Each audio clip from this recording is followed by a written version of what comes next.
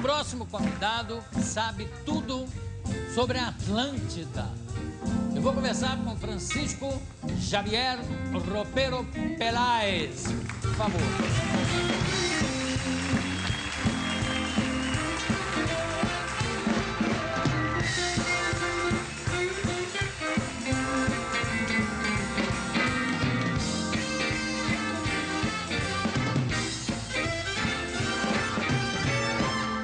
É Javier ou é Javier? Javier. Javier. Qual é a sua nacionalidade? Espanhol. Espanhol. Você sabe, todo espanhol tem um lado assim, tem uma curiosidade do insólito, sobre o enigmático. Bom, pessoalmente eu nunca tive essa curiosidade. Na verdade é que entrei porque achei uma série de coisas interessantes, mas não tive quando criança essa curiosidade. Mas realmente pode ser se espanhol é um pouquinho quijotesco em espanhol. Quijotesco. O Quijote, e não? Idealista. Conquistador também, quer dizer, já viajou o mundo todo, né? Sim, sim. E no futebol também é insuportável, mas enfim, o que a gente vai fazer, né? Tem que aguentar. Está aqui o seu livro, certo, que se chama W. E você mesmo é que editou. Sim, a pessoa pode comprar pela internet. Realmente é um livro que eu fiz tudo. A AG Book permitiu eu desenhar a capa, eu fiz a formatação, tudo. Agora, olha só que interessante isso. Agora, quando é que começou esse interesse pela Atlântida? Então, na verdade, nunca me interessei por esse tema. Foi porque eu... Bom, então, olha, muito obrigado pela sua presença. Antes de acontecer o que eu vou explicar.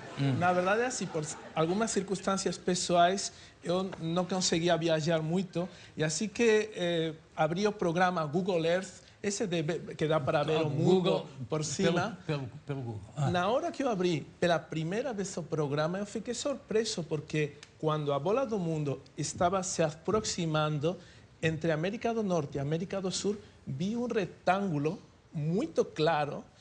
Não era o Triângulo das Bermudas. Não era Triângulo das Bermudas, nada a ver. Era embaixo de Porto Rico e a República Dominicana, no fundo do mar. No programa dá para ver perfeitamente um retângulo. E eu fiquei surpreso. Como é possível uma coisa tão perfeita? Mas sem querer te interromper, e já interrompendo, isso foi depois de alguma viagem que você fez com a Mariana pela região da Mescalina, do Mescal? Não, você estava perfeitamente sobre, talvez um pouco cansado em casa. Aí você viu um retângulo. Esse retângulo, não sei se dá para apresentar alguma parte, não, talvez a produção tenha... Dá para apresentar alguma parte no telão? Tudo bem, podemos ver até dentro, na capa do livro, por detrás. Não sei se vocês observam. Olha, aí está o retângulo. Está lá. Não, vocês veem esse retângulo aí? Justamente acima de Brasil e Venezuela e abaixo de Porto Rico e República Dominicana. Será que a plateia também está com o mescal ou sou eu o único que eu vejo um retângulo aí? Não. Está todo mundo vendo. Vocês veem uma parte perfeitamente alinhada, a parte superior leste-oeste. Eu peguei a régua do Google Earth, coloquei por cima e perfeitamente alinhada. A parte direita, não sei se você observa, que tem uma cordilheira. E se você colocar uma linha reta, a cordilheira encaixa perfeitamente na linha em direção norte-sul. Essa cordilheira que está à direita da linha branca. Sim, está perfeitamente alinhada. No fundo do mar. No fundo do mar. E aí, a partir daí, eu fiquei pensando, o que é isso? Mas a que horas foi que você... O que levou você? Sim. Não, porque tem que ter um motivo. Não, depois disso... Você estava sóbrio. Estava sóbrio, perfeitamente. Depois, o tempo passou. E eu fui ler, por coincidência, a República de Platão e vi que Platão definia a região da Atlântica como um retângulo. Isso. E falava que as dimensões eram inacreditáveis. E o próprio Platão falava foi um território moldado pelo ser humano. Eu fiquei surpreendido. E dava as dimensões do retângulo. Falava 3.000 estádios de comprimento e 2.000 estádios do centro para cima. E era exatamente... Olha, multipliquei 3.000 por 209, aí está, 3.000 por 2.000. E as medidas davam com um erro de 1%. Eu fiquei muito surpreso a partir daí. Era o estádio egípcio.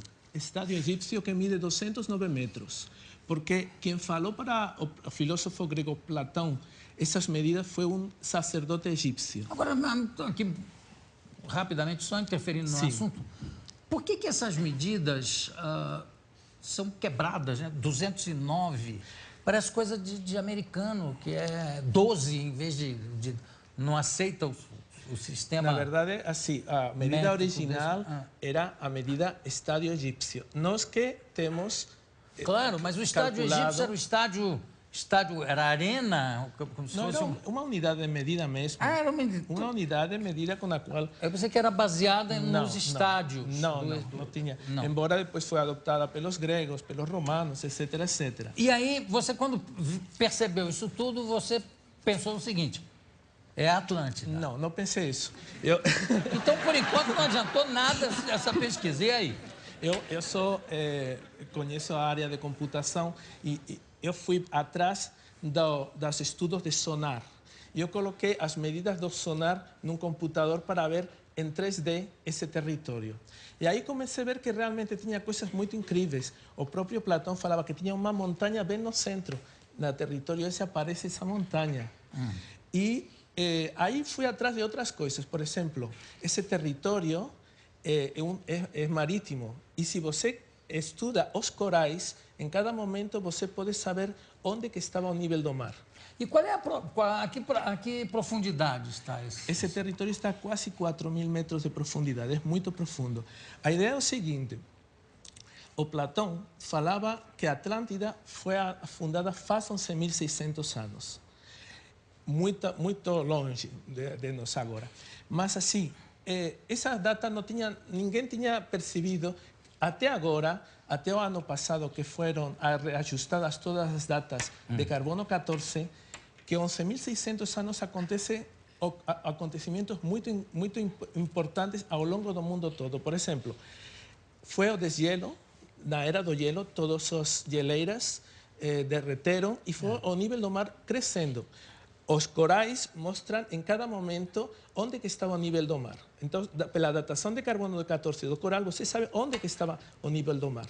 Então, você percebe que não somente na região da Atlântida, mas em outras regiões do mundo, foram anegadas, por exemplo, o Mar Morto e também o Mar do Norte, onde tem se achado restos arqueológicos datados em 11.600 anos, no Mar Morto e no Mar do Norte. Então, a Atlântida não foi a única civilização que sumiu pelo deshielo da Era do Gelo. Quer dizer, não chegou a ser não foi um tsunami, mas foi um tsunami, né? Quer dizer, a única diferença, para acabar... com as outras, digamos, territórios anegados no final da Era do Gelo, anegados é afogados. Afogados, porque o nível do mar subiu e as pessoas tiveram que recuar, abandonando talvez as suas casas, porque o mar ia subindo.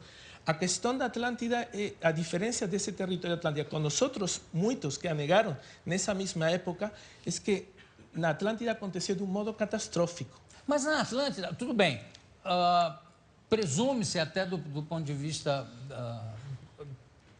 geográfico, sim, que ali entre a África e a América do Sul podia ter um outro continente, digamos, uma coisa do tamanho de um continente.